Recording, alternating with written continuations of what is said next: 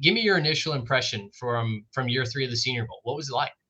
Yeah, first off, Mitch, Trey, thank you both for having me. Honored to be with you as always. And really, for me, the Senior Bowl was one that was really talented, exceptionally compared to previous years. And you take a look at now the NFL's allowed juniors to come into these events, so it's allowed us to evaluate even more players, get eyes on people. So now in the evaluation process, there's even less of a gap. If now you get this extra chance to see even more talented guys compete against each other. So to get specific with you, the quarterbacks were always going to be the flashy part of this, whether you talk about the game or not during practice week.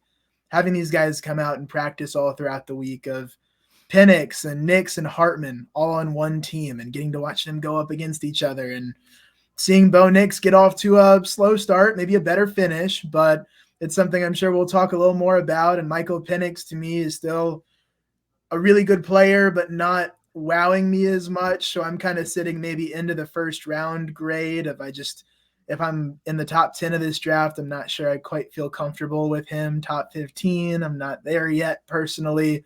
But toward the end of the draft, I could get it. He's that talented, that successful. So the national team quarterbacks were a big part of the story. And I look at the receivers in this. I think part of the reason when you look at, if you're looking to improve your draft stock, last year's Senior Bowl, the quarterback group was not very good. This year, I think part of the reason we had such a good receiver group is receivers and their agents and people around them were saying, hey, if this is who's throwing to us, we've got to go. We've got to go and see. So we had maybe 11 or 12 guys that could be top 100 picks at the receiver position between the two teams. And to me, quarterback, everyone in the media is crazy about looking at quarterbacks, talking to quarterbacks, but receiver was the position personally that I said, this is the one I've got to cover better than anybody else, because I think this is where we get guys like last year, Michael Wilson, Jaden Reed, Puka Nacua, those were all Senior Bowl guys, and this year's field is even better. We'll see if it translates.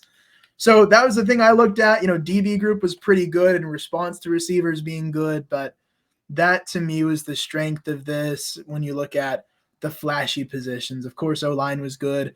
Linebacker, running back were thin. But when you look at the field, to me, it was quarterback and receiver. DBs were pretty good. Linebacker, running back, kind of thin. And then O-line, D-line was pretty much as always. There's going to be a lot of good players in the trenches at the Senior Bowl, and got to see a good bit of that action in one-on-ones as well. Luke, you mentioned those talented guys that were in the Senior Bowl last year. And I saw a tweet. I wish I could credit it right now, but the top 6 rookie wide receivers from a production standpoint, I believe this year, were all Senior Bowl guys last year. And when you see that, when these guys see that, does it make it just that much more of a priority for more and more of these talents? And maybe like guys that were borderline on deciding to go to the Senior Bowl in the past, does that just give them more incentive to show up in Mobile? I'm not an agent, but I try my best to think from an agent perspective. So think about it this way: of if you're a receiver or if you're representing a good receiver, what are the drills at the Senior Bowl? And then what are the drills that get covered? What are the drills the scouts are watching the closest? And I've noticed that, and you see it, it's the stadium in Mobile, Hancock Whitney, where South Alabama plays. People are spread out all along the field. And then we get to one-on-ones, everyone migrates down to the corner, and that becomes the main event. And that's where people are the most vocal. That's where fans, there's not always a ton of fans there, but the fans that are there get, the most vocal. That's where you get reactions of the oh man, and you hear audible reactions from people. That's where the emotions start to come into a practice like this. And it can be a little weird for people that are not into the draft side. Even for me, a couple of years ago at my first Senior Bowl, everyone said, hey, rookie, just so you know, the practices are what matters, the game, not really. Mm-hmm. So once you wrap your head around that, and then you see it unfold, then you say, what part of practice? Individual drills, whatever, scouts probably care, but that's not big for us. And then you start looking at, okay, one-on-ones. So if you're a big-time receiver, you've got a shot to show what you can do with these high-level quarterbacks, and one-on-ones, that's what everyone's going to care about. 7-on-7s are good. They're pretty important. It's a part of practice, but the one-on-ones at the end especially are the key. And to me, if I'm representing a receiver, your receiver can win a one-on-one, even if, let's say you got Ricky Pearsall. You say, oh yeah, we're definitely going to put him there one-on-one. that's a great chance for him to show what he can do. He won those battles in college. He'll get to play even better guys. So if he does win, the stock goes up even higher. So for guys that are in that mid-round range, like a lot of these guys I mentioned being top 100 or more toward the bottom of it, maybe a third round type of grade. So this was their shot to move up around maybe, or be like a Christian Watson a couple of years ago and move to the end of the first, maybe early 30s. So yeah, when I look at the receiver position, you have a chance to really showcase your strengths. You are on not just the high stage, but you are on the center stage at the Senior Bowl for practice.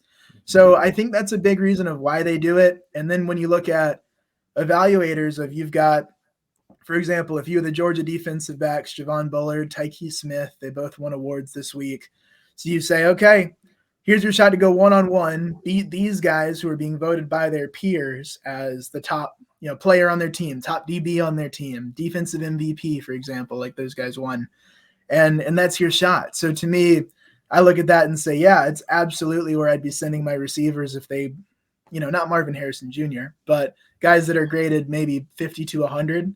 And I think it's an event that's set up for them to have a shot to really show their stuff, really do well, and really improve their stock and do it in front of a lot of people.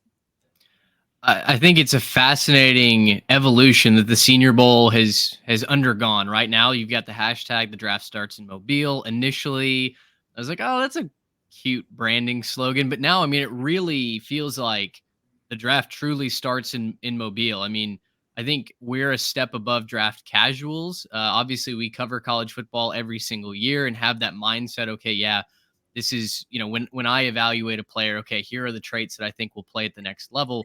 But for the vast majority of football fans, it truly feels like everyone kind of comes together and all of a sudden everyone has an opinion on a Jackson Powers Johnson. Everyone has an opinion on, a Michael Penix. If he's a first-round quarterback, I was talking with you before we hit record. I heard network podcasts, network hosts throwing around fourth-round grades on guys like Bo Nix and Michael Penix Jr.